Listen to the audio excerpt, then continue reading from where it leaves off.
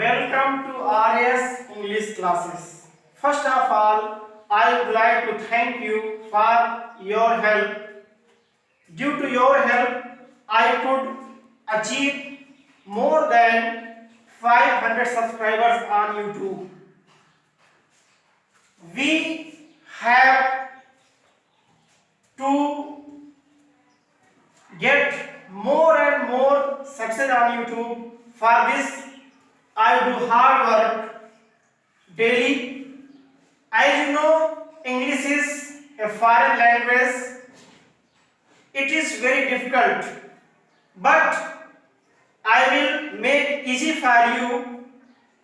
But for this, you will have to follow my advice, and then you will be able to speak, read, and write properly.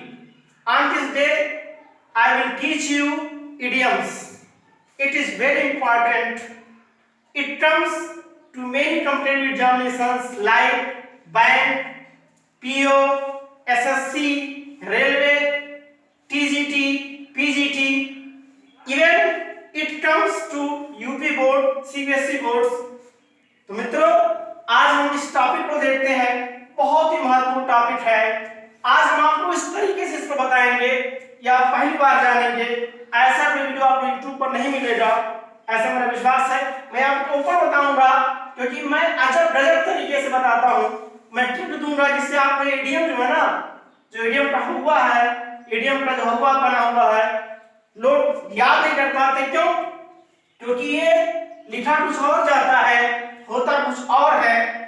तो इसका मैं आपको tip दूंगा, एक कहानी बना के दूंगा उस पर, हर इडियम पर, जो आपके याद करने में आपको आसानी देगा. इससे आसानी से आप याद कर सकोगे. इडियम का मतलब मुहावरा होता है. तो आइए ज्यादा समय न गंवाते हुए सीधे आते हैं अपने पहले इडियम पर. पहला इडियम जो हमारा है all in all. All in all का मतलब होता है सर्वे सर्वा. All in all. अब सर्वे सर्वा का नाम ऑल इन ऑल, तो आप इस पर होता क्या है, यूपी बोर्ड में क्या देता है, सेंटेंस बनाने के लिए देता है. अब ऑल इन ऑल पूरा पूरा, और पूरा पूरा कौन, जाहिर सी बात है. अरे भाई, कहीं भी किसी फैमिली में अगर जो पूरा अधिकार आपको है, ठीक है, किसी चीज का डिसीजन लेने में, तो वही ऑल इन ऑल सर्वे सर्वा हो गया. तो यहाँ पे क्या है, एग्जांपल यहाँ बना दिया है कि my father is all in all in my family. मतलब मेरे पिताजी क्या है, सर्वे सर्वा है. छोटे से लेकर बड़े तक जो भी डिसीजन लेना हो तो हमारे पिताजी लेते हैं. ठीक है. तो आपको सेंटेंस मान लीजिए यूपी बोर्ड के सीबीएसई बोर्ड के परीक्षाओं देता है, लेकिन आप ये जान पाइए तब तो आप सेंटेंस बनाएंगे. जानना ये जरूरी है. ये जान जाए सेंटेंस आप बना, किसी भी टेंस में आप सेंटेंस बना सकते हो. ठीक है.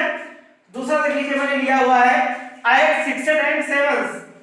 अब देखेंगे 6 माने 6 होता है, 7 6 और 7 लिख के चले आओगे. नहीं, 6 एंड 7 दोनों बेतरतीब बने के इन डिसऑर्डर, मतलब किसी ने क्रम बिगाड़ देगा, उल्टा पलटा कर देगा. तो ये जानना जरूरी है. ठीक है.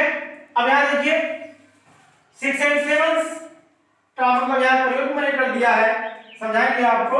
Your children came into my room, मतलब आपके लड़के मेरे घर में आए, and left all my books, my किताबों को लेफ्ट कर दिया, छोड़ दिया, इधर कर दिया. एट 6 एंड 7 मतलब क्या, उनको बेतरतीब कर दिया, इधर उधर फेंक दिया. ठीक है. तो इस तरह से अच्छा करना क्या हो, तो सेंटेंस बनाते हैं उसमें ये वर्ड यूज हो जाना चाहिए. यानी ऐसा सेंटेंस बनाए जिसमें वर्ड यूज हो जाए. जैसे आप यूज हो गया एट 6 एंड 7. जैसे आप हिंदी में मुहावरा आपने याद किया था कि 9 तो 11 हो जाना. मतलब क्या, 9 तो 11 होने का मतलब होता है भाग जाना. अब चोर पुलिस को देख कर क्या हो रही, 9 तो 11 हो रही, आपने उसमें यूज कर दिया. ऐसे इंग्लिश में किया जाता है. अगला देखिए कि हमारा तीसरा है किक द बकेट. बहुत जबरदस्त तरीका बनाया मैंने इसके लिए. किक द बकेट का मतलब किक माने लात मारना, बकेट में बाल्टी, मतलब क्या, जो यही क्या चले और पेपर में आप किक द बकेट बाल्टी लात मार देना, गलत हो जाएगा मित्रों. ठीक है. किक द बकेट का मतलब बाल्टी, इसका मतलब फांसी देना. ठीक है. इसका मतलब फांसी देना. तो मैं बता रहा था आपको क्या है kick the bucket. Kick the bucket मतलब फांसी लगा लेना. अच्छा, आप बता दें फांसी लोग कैसे लगाते थे. तो आपको खुद याद होगा या अपने आप मोहल्ले आसपास गाँव में देखा होगा कि लोग क्या होगा, फांसी लड़ाना होता है तो घर में मान लो फाइन दिया हुआ है तो गए और उस पर रस्सी बांधा या कोई बांधा रस्सी बांध गले फंसा लिया और एक बाल्टी खड़े हो गए और जब इतना होता बाल्टी को पुश किया गिर गया, उसके बाद फिर वो छूट गए। तो इस तरह से आपको याद होगा कि नहीं बताइए, मुझे पूरा विश्वास है आपको याद होगा कि द बकेट जब कहे बाल्टी बना तो मतलब फांसी देना, ठीक है। तो ये मेरा ट्रिक है, ऐसे ही ट्रिक बनाता रहता हूं मैं आपके लिए। अगला क्या है कि to fish troubled water, to fish troubled water मतलब मछली का फायदा उठाना। अब जैसे टू फिश में मछली है ट्रबल्ड वाटर, मान लो उसको पानी में है तब तक तो वो उस पर आप कोई ऐसा नहीं कर सकते, आप उसमें पढ़, लेकिन जैसे ही पानी से बाहर आ गई, ठीक है, तो दिक्कतें आती है। ऐसे याद कर लीजिए कि मतलब पानी में मछली जब पानी में है तो कंफर्टेबल फील कर रही है, लेकिन जब पानी से बाहर आ गई उसको प्रॉब्लम होना है, ठीक है। तो ये बात हो रही, ठीक है, कि यहाँ स्पष्ट हो गया कि मजबूरी का फायदा उठाना, टू फिश क्या ट्रबल्ड वाटर। पांचवा देख लीजिए hang the boots. Hang the boots का मतलब होता है संन्यास करना या संन्यास ले लेना। अब हैंग द बूट की बात कर ले तो अभी हाल में ही क्या आपने बहुत ही देखा होगा, अभी हम पाकिस्तान में खिलाड़ी शायद अफरीदी ने मतलब आज से 3-4 साल पहले उसने संन्यास लिया हुआ था, ठीक है। तो हैंग द बूट संन्यास लेना, आप नहीं ऐसा तो देखो कि हैंग माने झूलना होता है, झुलाना, बूट्स माने जूता। अब इसका क्या और पेपर यही गलत हो जाएगा। हैंड द बूट मतलब संन्यास लेना, मतलब ऐसे कहानी आपको सुना दे रहा हूं, जब कोई प्लेयर संन्यास लेता है तो क्या करता है भाई, जब तब मैच खेलता है तो मैदान में वो दौड़ता है जूता पहन के।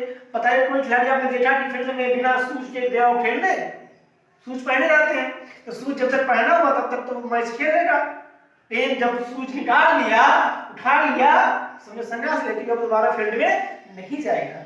बोलिए याद, अब तो दिक्कत नहीं ना है, यही मेरा प्रयास रहा है। यहां देखिए अगला जो मेरा अपना है वो है एजिल हिल। एजिल हिल का मतलब होता है कमजोरी, इसलिए मैं कमजोरी। अब एजिल हिल जहां तक कमजोरी की भी कहानी आपको सुनाएंगे। कहानी आप सुन लीजिए कि एचएस नाम का एक बालक रहता है और जो उसकी पूरी बॉडी सही रहती है, लेकिन उसके शरीर में क्या प्रॉब्लम हो जाती है, उसके जो उसका जो हिल अर्थात उसका जो एड़ी है वहां उसको प्रॉब्लम होती है, ठीक है। तो उसकी मां उसे समुद्र में ले जाती है और मतलब तब वो जब पानी में लटकाया जाता है तो क्या होता है उसके उसी हिल पर प्रहार किया जाता है, उसको चोट लगता है, ठीक है। जैसे दुर्योधन को आप जान लीजिए चोट कहां लगता था, जब भीम से लड़ाई हो रही थी तो उसके केवल जान पर ही चोट लगना था। क्यों? क्योंकि आप जानते हैं महाभारत में आपने देखा था कि एक बार वो आ रहा था, ठीक है, गांधारी जो कि मतलब वो उसकी आंखें थी लेकिन वो आंख पर पट्टी बांधी हुई थी धृतराष्ट्र की वजह से, तो उन्हें आंखें खोल के देख लेती अपने लड़के को जिसका सही पूरा पत्थर नहीं, लेकिन कृष्ण भगवान क्या कर देते हैं उसको शर्मा देते, इसलिए वो अपना केले से इतना दूर जानवर हिस्सा लपेट लेता है तो वो पोर्शन से उसका पीक पॉइंट हो जाता है। इसलिए ये चीज हिंस आपको याद होना होगा, याद करना होगा, ठीक है। इस तरह से अगला जबरदस्त हमारा है इंडियन गिवर। इंडियन गिवर माने क्या? इंडियन भारतीय देने वाले नहीं, भारत में जान लो इंडियन गिवर बहुत से लोग, क्योंकि यहाँ भारत में क्या जानते हो, कोई आपको पैसा देगा अर्जुना तो मान लो आज आपने हमसे 5,000 ले लिया लेकिन हमें 5,000 भूलूंगा नहीं, आपसे जरूर लूंगा मैं। तो भारतीय लोग इंडियन गिवर है क्योंकि वो पैसा देकर पुनः वापस लेगा, मतलब वापस जरूर आपसे मांगने जाएगा क्योंकि उससे दिल दिमाग की बात रहती है कि आपने पैसा लिया है। तो इंडियन गिवर ऐसे आपसे लेना, देकर पुनः वापस लेगा। अगला जो आपका है get your set. Get your set, get में लेना योर माने तुम्हारा, सेट माने क्या होता है झोला, झोला लेना। इसकी कहानी सुन लीजिए, मतलब काम से निकाल देना, काम से निकाल देना। कैसे? जैसे भैया आपके घर में काम होता है, ठीक है, कोई मिस्त्री आपके यहाँ काम करने आता है, आपके यहाँ दीवार जोड़ने आता है तो क्या लेके आता होता है, वो अपने साथ एक झोला लेके आता है, उसमें उसकी करनी वसूली और तमाम तरह की उसकी हथौड़ी थोड़ी रहती है। जिस दिन आया वो अपने काम, लेकिन जैसे मान लो कुछ बात हुई जो जा रहा है और जो बाइल पर झोला लेके चला गया तो जान लो आपका दोबारा नहीं आएगा। मतलब क्या गेट और सेट मतलब क्या, तो झोला लेके जाओ अर्थात क्या काम से उसको निकाल देगा। बोलिए याद रहेगा ना, बस यही चीज है। मैं आप लगातार यही निवेदन करता हूं, और वीडियो यदि आपको अच्छा मैं दे रहा हूं तो आप हमारे चैनल को सब्सक्राइब करिए, लाइक करिए, शेयर करिए। जैसा कि मैं आप ही लोगों के सहयोग की वजह से आज ज्यादा से ज्यादा सब्सक्राइबर्स हमारे हुए हैं। 500 के टारगेट हमने अचीव किया है। अब धीरे धीरे हम 1000 के टारगेट को अचीव करेंगे। ठीक है, ऐसे बढ़ते रहेंगे, काम करते रहेंगे, बस आपका सहयोग चाहिए। ठीक है, आइए अगला देखेंगे हम लोग। अगला है कल जो हमारा है वो है बीट अबाउट द बुश। ये हाल में इंटरमीडिएट की परीक्षा में आया हुआ था। मतलब घुमा फिरा कर बात करना, बीट अबाउट द बुश, घुमा फिरा कर बात करना, मतलब किसी बात को सीधे सीधे ना कह करके उसमें तमाम बात का बतंगड़ बनाना, इधर उधर की बातें करना, उसी को बोलते हैं बीट अबाउट द बुश। कहानी सुन लीजिए इसकी। पहले जमाने में राजा महाराजा जब जाते थे शिकार करने तो उनके जो चाटुकार थे, उसके जो सेनानायक थे, जाते थे तो मान लो राजा शिकार के लिए गया तो मारा धनुष से, तीर छूटा, जाके किसी जानवर को, भालू या किसी जानवर को तो गिर गया।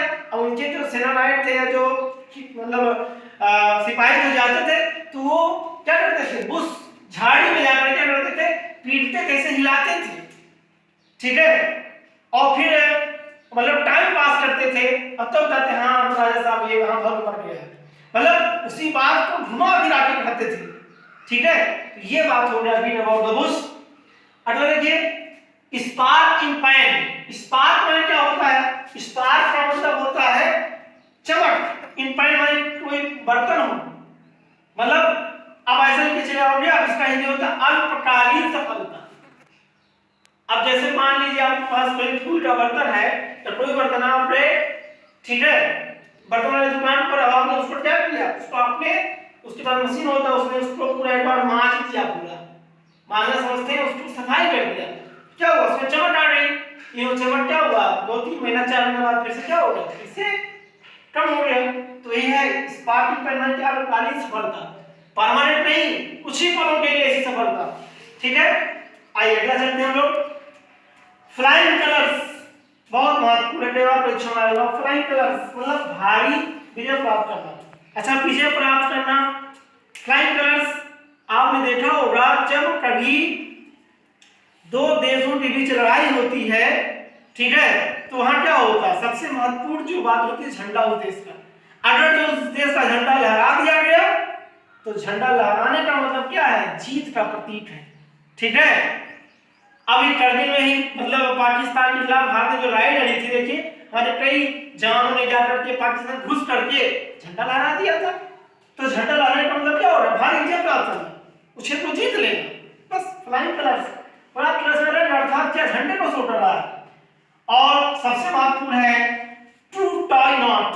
अब टू टाई नॉट, टाई मतलब तो बांधना, नॉट मतलब गांठ, गांठ बांधना क्या होगा, नहीं, शादी कर लेना, टू टाई नॉट में शादी कर लेना। अच्छा ठीक सुन लीजिए आप। अरे भाई जब शादी विवाह होता है आप क्या देखते हैं बताइए, दूल्हा दुल्हन जब बैठते मंडप में तो पंडित जी क्या कराते हैं, उनका क्या करते हैं, शादी करवाते हैं तो दूल्हा का गांठ दुल्हन के उससे आंचल से बांधते हैं और वो फेरा, साथ फेरा करते हैं। तो वही हो गया गांठ बांधना, मतलब क्या, शादी कर लेना, तब मैंने शादी हो गई। ठीक है, तो आप भूलेंगे, आप टाइम पर क्या था, शादी कर लेना। ओके, अगला देखिए आर्यर्स। आर्यर्स का मतलब क्या होता है, आर्यर्स का मतलब होता है उत्सुकता से सुनने के लिए तैयार रहना।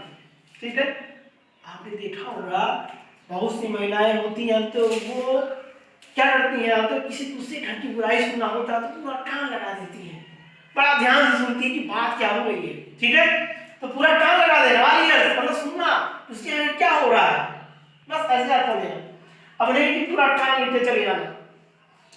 अगला ये पहले बोर्ड में जब पूछा हुआ है रेड लेटर डे। ठीक है, लाल पत्र डे, ऐसे क्या होगा नहीं, रेड लेटर डे होता है स्वर्ण अक्षर वाला दिन, मतलब बहुत विशेष दिन। जैसे ठीक है, कह सकते हो कि 15 अगस्त, ठीक है, 15 अगस्त is red letter day in the history of India. 15 अगस्त जो है वो क्या है, ऐतिहासिक दिन है भारत की हिस्ट्री में, क्योंकि उस दिन हमारा देश आजाद हुआ था। ठीक, याद रहेगा ना, मतलब स्वर्ण अक्षर वाला दिन, किसी विशेष बात हुई हो। और ब्लू मून। ब्लू मून माने क्या भैया? ब्लू माने नीला, ब्लू माने चंद्रमा। नीला चंद्रमा क्या होगा? नहीं, कभी कभार घटने वाली घटना। ब्लू मून कब होता है? ठीक है, ब्लू मून जब कभी आप भाई चंद्रग्रहण लगता है तभी उस पर मतलब ब्लू कलर आता है, काला कलर आ जाता है, तो ये तभी कभार होता, हमेशा नहीं होता है चंद्रग्रहण लगता हमेशा। ठीक है, और अगला जो हमारा है वो है cast, leg and hand. Leg वाले पर हैंड वाले हाथ में क्या होता है? बहुत महंगा इसका होता है, बहुत महंगा।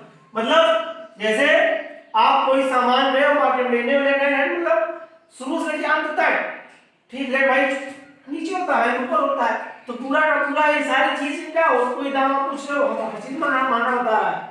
तो ऐसे याद कर लेना क्या, जब लेग एंड हैंड की बात रहेगा और कास्ट में कीमत होता तो उसका मतलब क्या, बहुत ही महंगा। ओके, और एट ए स्नेल पेस, स्नेल में जानते हो घोड़ा होता है, पेस में गति। अब घोड़ा कैसे चलता है? धीरे धीरे धीरे धीरे धीरे धीरे, तो बहुत धीरे धीरे चलना। ठीक है, बहुत धीरे धीरे चलना। ठीक है, तो जानते हो slow and steady wins the race, जो नियमित और धीमा ही काम करे, नियमित करता वही रेस जीतता। आपने कहानी सुना होगा खचुआ और खरगोश की कहानी, जीता कौन था? खचुआ जीता था, क्योंकि लगातार चल रहा था। ठीक, और cry for the moon, cry for the moon, चिल्लाना मून के लिए। अब आप चंद्रमा की जो चंद्रमा मुझे मिल पाएगा, मतलब असंभव की चार, असंभव की चार, ऐसा तो ऐसा स्पष्ट हो गया। और कैट एंड डॉग लाइफ, आपने देखा है कैट एंड डॉग लाइफ, कुत्ता और बिल्ली का जीवन। कभी देखा कुत्ता हो बिल्ली भी हो तो दोनों आपस में लड़े ना हो, है? तो झगड़ों से भरा जीवन, कुत्ता बिल्ली का जीवन क्या है? झगड़ों से भरा जीवन है। कैसे? ठीक है, ठीक। और आखिरी जो हमारा होगा इस वीडियो में वो है डार्क हॉर्स। डार्क हॉर्स का मतलब क्या होता है? छुपा रुस्तम। डार्क माने गहरा होता है, हाथ में घोड़ा, गहरा घोड़ा से नीचे चले आओगे, नहीं छुपा रुस्तम। कुछ लोग होते हैं आपके कक्षा में, कुछ लोग होते हैं जो क्या करते हैं, मतलब बहुत गंभीर होते हैं, लेकिन जब परीक्षा देते हैं ना तो उसमें अच्छे नंबर ले आते हैं। तो ऐसे ऐसे विद्यार्थियों को कहा जाता है डार्क हॉर्स अर्थात छुपा रुस्तम। तो आज के वीडियो में बस इन 20 मैंने इडियम्स बताया है। हमने अगले वीडियो में मैं और इडियम्स बताऊंगा। ठीक है, और ये इडियम्स जान लीजिए बहुत महत्वपूर्ण अदा करेगा आपको अन्य स्टूडेंट्स से आगे ले जाने में। तो ठीक है, बस इन्हीं शब्दों के साथ मैं एक बार फिर से आपको थैंक्स कहता हूं। Thanks for watching my videos. जय हिंद।